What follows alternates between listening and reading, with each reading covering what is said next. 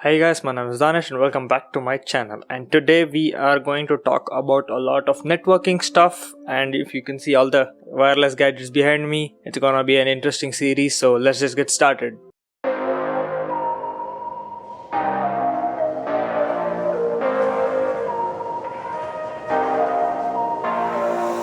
So this is a multi-part series that I'm starting with the sole purpose of teaching about networking and all the network related accessories that you might need and how to debug these and maintain your wireless and wired network at home by yourself without the need of any external support. So if you can look at the routers behind me, I have a multi-router setup for my house with another switch added along the way to help add more ports to my network here. But let's just start out simple with just setting up your Wi-Fi with a single router. Basically something that comes like this: single antenna, basic the telecom providers provide you. The blue port is where you put the Ethernet plug from the broadband people, and the yellow ports are there to connect to your hardware, and one antenna. So this is a 150N router. There is another variant called 300N router which has a bit more speed, but anything above that you might have to upgrade to something like a AC1300 or an AC1200 router with 2.4 and 5 GHz support, but that's a lot of words that you might not understand. So I'll just start out with the simple router that you start out with this. So first things first, how do you connect to this router and configure it? So at the bottom of the router there is a web address which you can use, or you can use the default web page link that everybody uses is 192.168.1.1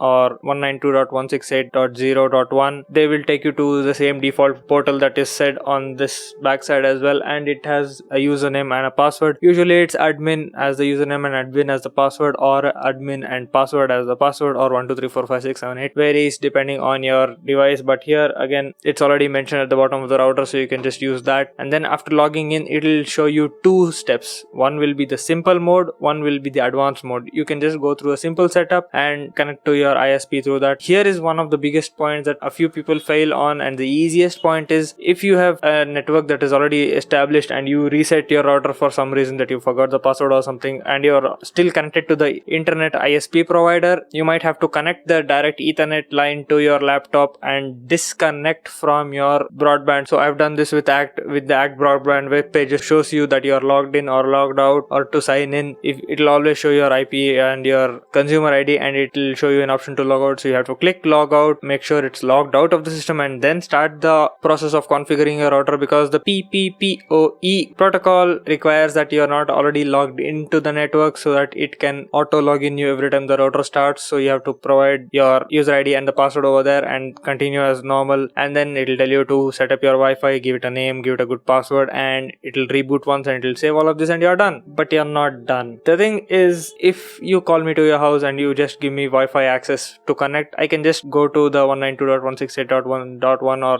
0.1 access point web address, and I can just use the default passwords that are admin or admin password, and I can change your network login, network settings and everything, and I can change it if I had any malicious intent or even just a prank. So to save yourself from that, the first thing you have to do after configuring your Wi-Fi router is to go back into the web portal and change your login. You can keep it as admin but change the password and write it down somewhere, or save it in an Excel sheet, or save it in Chrome or somewhere, but do change your portal login, because that will just give you a little bit more security and just protect you from pranks or any malicious intent. And don't keep your passwords too complicated that you might forget. Keep it simple, a bit of words, a few numbers in the middle, caps lock, on, off. Just also note it down as well in Excel, Word, Chrome, a book, wherever you want. I am having a video that is coming up on how to manage your passwords coming soon, so if you want to watch that video, get subscribed to my channel and ring the bell icon right here to receive notifications when I have the video up. And then the next thing is, after you have connected it, you can just connect an Ethernet cable to this 4 ports and connect it to your laptop, and you don't have to log in through that. You can just connect it wired and use it to the full capacity of the router. Most of the time these basic routers have a maximum of 100 megabit speed. Even if your internet is a 200 megabit package, this cannot provide you that, so be warned about that. And hopefully when you're going to upgrade